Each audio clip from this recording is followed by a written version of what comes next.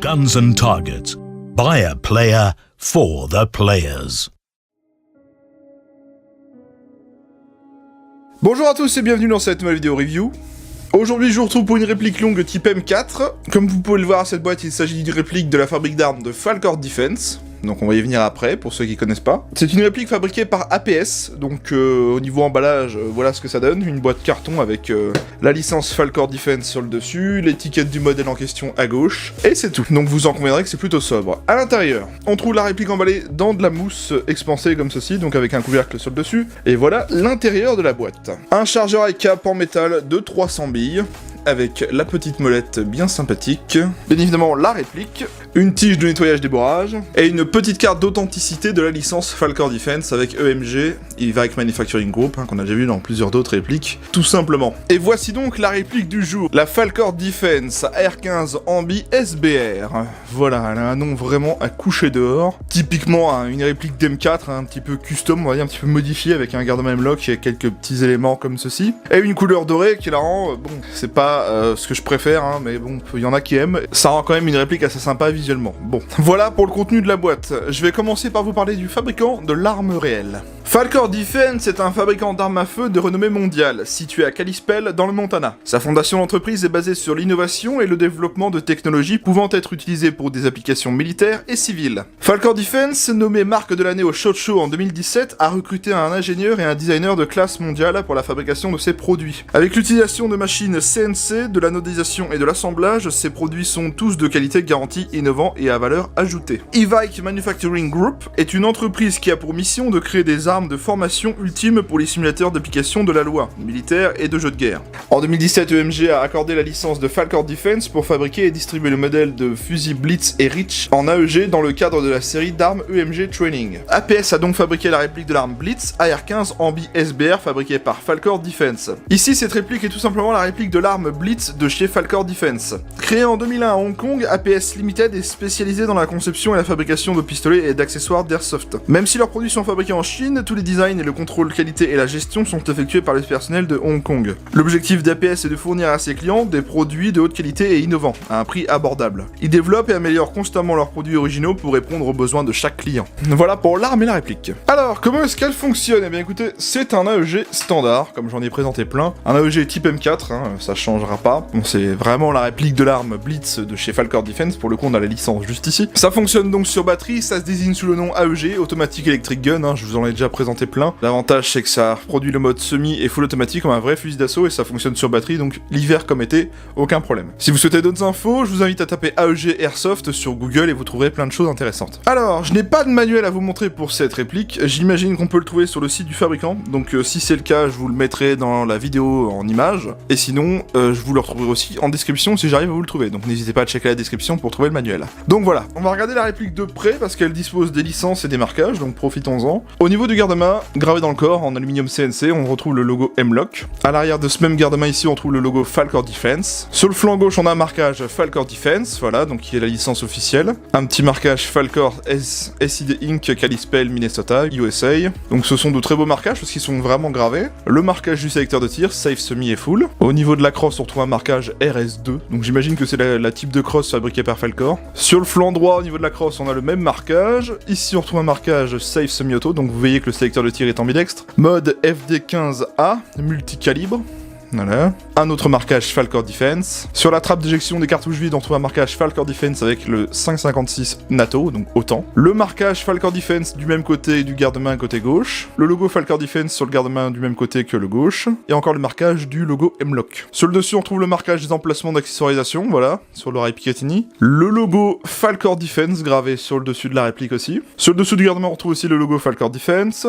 Encore le logo M-Lock. Au niveau du ponté, on a quelques petits marquages avec le logo Falkor Defense aussi. Et au niveau de la crosse, en dessous, on a un logo Patent Pending, voilà, tout simplement. Et à l'arrière de la crosse, au niveau du talon de la crosse, on retrouve un petit logo ici en tête de mort, voilà. Sur le chargeur en soi, on a typiquement rien, sauf sous le talon. Voilà, on trouve un marquage APS 1000 spec. Et voilà pour les marquages de la réplique. Alors oui, on a un sacré petit paquet quand même. Honnêtement, celui qui est fan de Falkor Defense, il va être très content parce que bah là, il y a vraiment les marquages officiels avec la licence et tout. Ils sont plutôt sympas parce qu'il y en a à la peinture. Bon, ils sont pas spécialement moches. Les autres sont gravés dans le matériau, donc ça c'est très bien. Mais Mais oui, il y a quand même beaucoup de marquage et ça c'est plutôt sympa. Voilà, donc ça rend vraiment la réplique vraiment plus réaliste. Et ça c'est un bon point. Comment ça se passe au niveau des contrôles? C'est un M4, on va pas se le cacher. On va commencer par tout ce qui est sécurité. Donc, comme je le dis à chaque fois, la sécurité sur la M4 ça se manipule avec le sélecteur de tir. Lorsqu'il est aligné comme ceci, aligné en face du safe, ça bloque, eh bien la queue détente, on pourra rien faire, voilà. Si je l'aligne sur le semi, on peut actionner la queue détente, voilà. Donc le full, eh ben c'est le full, tout simplement, le full automatique. Comme je dis, le sélecteur de tir est ambidextre, là je le manipule de l'autre côté, voilà. La crosse, elle est réglable sur plusieurs positions, donc c'est une crosse type RS2 comme il l'appelle. Pour la régler, on appuie simplement ici et on tire sur la distance qu'on souhaite la régler. Donc c'est réglable sur 6 positions. Comme sur une crosse standard M4, c'est pas compliqué. En termes d'attache sangle, on en retrouve un ici en métal, de type QD au niveau de la crosse. On en a pas par contre en un point à l'arrière de la réplique. Et sinon, pour le reste de la réplique, on en a pas non plus à l'avant au niveau du garde-main. Donc ça c'est un peu dommage, mais bon après, l'avantage de la réplique c'est qu'elle utilise un garde-main M-Lock, donc on pourra y mettre des fixations d'attache sangle sans problème. Pour éjecter le chargeur sur cette réplique, ça va se faire de deux manières, soit à gauche, soit à droite. À gauche, avec ce bouton juste ici, là, tout petit, on appuie dessus et on tire le chargeur. Donc pour le coup c'est ambidextre, et sinon du côté droit classique, avec le même bouton, mais à l'opposé, ici. Bon, ils s'enlèvent plutôt bien les chargeurs, ils sont un peu durs au début. Bon, je pense qu'à force de les enlever, ça sera un peu mieux, mais... Ils tombent pas tout seuls, quoi. Si j'appuie dessus, ils vont pas tomber, vous voyez. La réplique dispose de deux ball catch. Vous voyez, un petit peu comme sur les types M4 classiques, un à gauche et un à droite. Donc sur le vrai, ça sert à réarmer la culasse vers l'avant une fois qu'on a fini le chargeur. Sur cette réplique, ils vont nous servir à refermer la trappe du réglage du hop-up. Lorsqu'on va aller tirer le levier d'armement, ça va ouvrir la trappe. Vous voyez que ça ne bloque pas la fausse culasse en arrière. Alors pour ce faire, en fait, on va tout simplement tirer le levier en arrière, et avec le ball catch, on va appuyer, on appuie, et là, on relâche. Et donc là, on a bien bloqué la trappe de réglage en arrière, tout simplement. Donc une fois que vous avez réglé votre hop-up, eh bien on appuie simplement sur le bolt catch. Donc bon, c'est pas fonctionnel de base, mais c'est à vous de l'actionner pour le bloquer. Voilà, petite astuce. Le levier d'armement est ambidextre, on peut le choper aussi bien à gauche comme à droite, il est ici, voilà. Donc on tire le levier d'armement pour aller ouvrir la trappe de réglage du hop-up, et déverrouiller le cache poussière en même temps. Bon, on va revenir au réglage hop-up juste après, bien sûr. La réplique dispose d'un grand rail Picatinny en aluminium pour pouvoir y mettre un optique ou ce que vous voulez. Et bien sûr, un garde-main M-Lock avec plusieurs emplacements. Donc sur le côté gauche, en dessous, et à droite, bien évidemment. Voilà. Le cache-flamme est dévissable, il s'agit d'un 14 mm CCW classique. Donc c'est un cache-flamme en aluminium qui est monté dessus de base. Donc vous voyez qu'il dispose lui aussi de marquages bien sympas, Falcor Defense. Et donc on a bien un pas de vis 14 mm CCW juste ici. Et voilà donc pour les contrôles standards de la réplique. Vous voyez que c'est un M4, tout ce qui est de plus classique, avec quelques petites spécificités à la réplique, mais c'est tout. Le réglage du hop-up. Alors comme je vous l'ai expliqué tout à l'heure, et on va tout simplement tirer le levier d'armement à l'arrière de la réplique ici. Ça ouvre le cache poussière et la trappe de réglage du hop-up. Et donc juste ici on trouve la molette de réglage du hop-up, un très classique au M4, voilà. Il se fait ici tout simplement, c'est accessible en pleine partie, c'est pas compliqué. L'emplacement de batterie, ça va se faire dans la crosse, comme vous en doutez bien. Pour accéder à l'emplacement de batterie, on va éjecter la petite goupille qui est ici, en haut de la crosse. Donc on la pousse, elle ressort de l'autre côté, on la perd pas surtout. Et à partir de là, on pourra enlever le talon de la crosse, tout simplement en tirant dessus.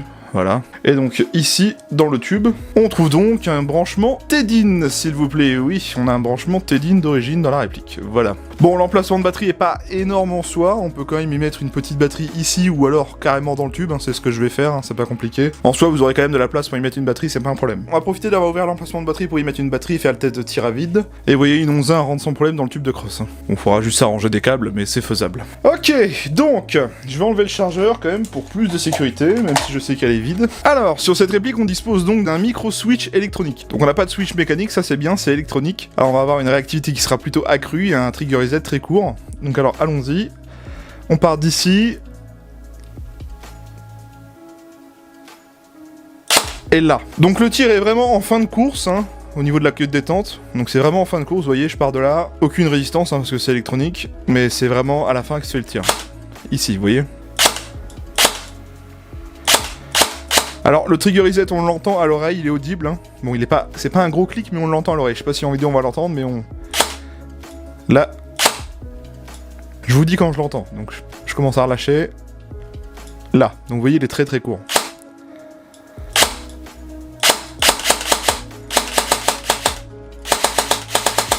Vous voyez, on peut enchaîner le semi quand même, donc c'est quand même pas trop dégueu. Franchement, en termes de sensation de queue détente, c'est pas dégueu, il y a aucune résistance, c'est très filant, comme un switch électronique en fait. En full, on a donc le full. Donc c'est pas une très très grosse cadence, on n'a pas des gears non plus 13.1 ou 12.1 là-dedans, mais on a quand même une cadence plutôt sympa. une cadence normale, on va dire. Et donc voilà pour le test de tir à vide. Donc en soi, c'est pas dégueu du tout, hein, ça réagit quand même plutôt bien, le trigger reset est assez court. C'est pas ultra réactif en soi, dans le fait qu'il faut vraiment aller au fond de la queue détente pour avoir le tir. C'est pas un truc ultra upgrade comme vous auriez mis, à peine on appuie, à peine ça part, quoi. Là, faut vraiment aller au fond de la course de détente, je sais pas si vous voyez ce que je veux dire, mais en gros, on va vraiment aller à la fin de la course de détente.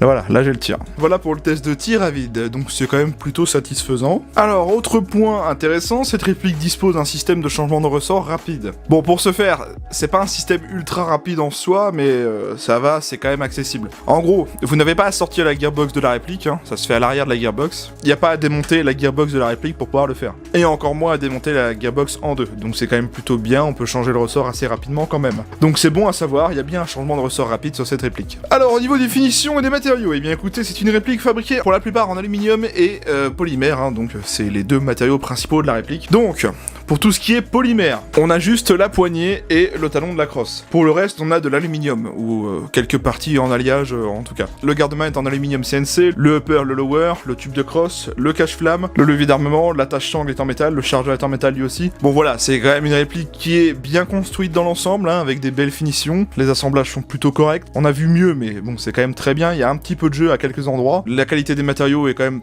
plutôt satisfaisante, je trouve. Et puis, bah voilà, on a quand même de très jolis marquages avec la licence, etc.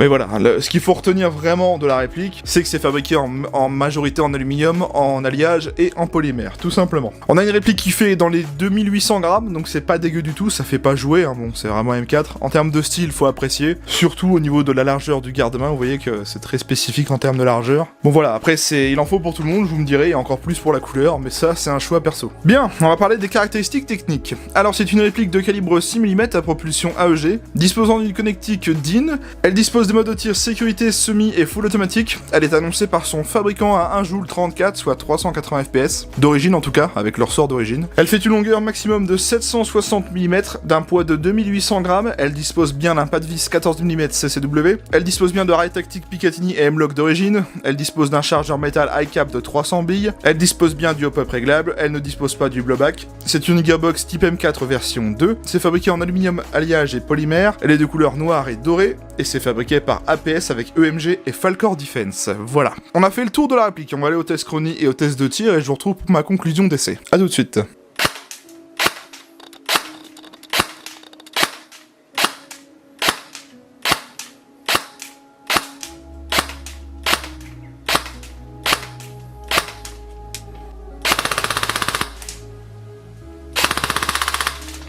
À peu près 15 billes secondes.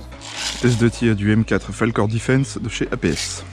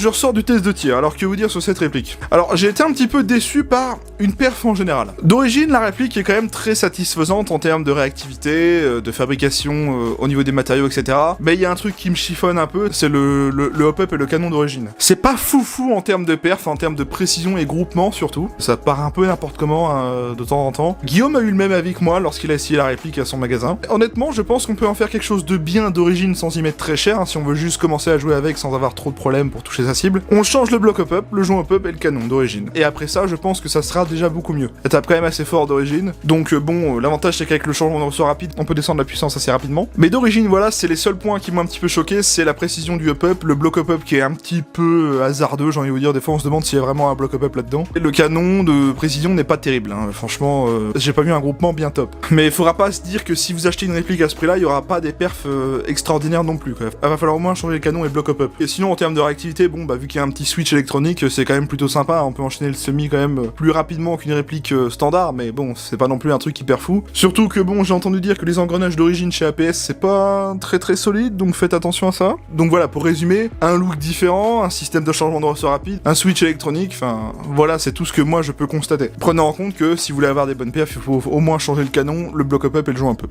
Voilà. Bien, parlons maintenant de son prix. Cette réplique, elle est à vendre chez mon partenaire Guns & Target à 389,90€. Ouais, ça peut faire cher, surtout pour ce que je viens de vous dire, avec le joint et le bloc hop-up qui est pas terrible. Mais Guillaume a été d'accord avec moi, hein. On en a parlé hors vidéo évidemment. Ça reste très sympa esthétiquement, en base d'upgrade, hein, vraiment. Mais si vous voulez vraiment un truc performant pour jouer vraiment top, faut au moins changer le canon et le bloc hop-up. Voilà, c'est tout ce qu'on peut vous conseiller. Sachez qu'elle est éventuellement disponible en noir, en couleur full noir, ou alors en couleur dorée comme celle-ci. Voilà, on peut la trouver en deux versions, et bien évidemment, les deux versions, on vous les propose en promotion avec le code TEAMER5. Rentrez ce code et vous appliquerez 5% de réduction à cette réplique en couleur noire ou dorée. Le lien de la réplique est dans la description si vous la cherchez sur le site de Guillaume. Je remercie beaucoup Guillaume de Guns & Target qui m'a prêté cette réplique pour vous en faire la vidéo et me fournir ce code promo. Je vous mets le lien de son site et de sa page Facebook en description. C'est grâce à lui que j'en suis arrivé là et c'est aussi lui qui me propose toutes ces répliques que j'ai à faire pour vous. Je vous invite également à venir vous abonner à ma chaîne YouTube. Pensez bien à activer la cloche et les notifications. C'est le meilleur moyen de suivre mes vidéos qui vont sortir et les prochaines qui sortiront. C'est entre guillemets pour vraiment rien manquer quoi. Je vous invite également à venir me retrouver sur ma page Facebook. C'est sur cette page que j'y poste des choses hors vidéo, donc des annonces de concours, des posts communautaires, des photos, etc. Enfin c'est vraiment pour suivre mon actualité hors vidéo, donc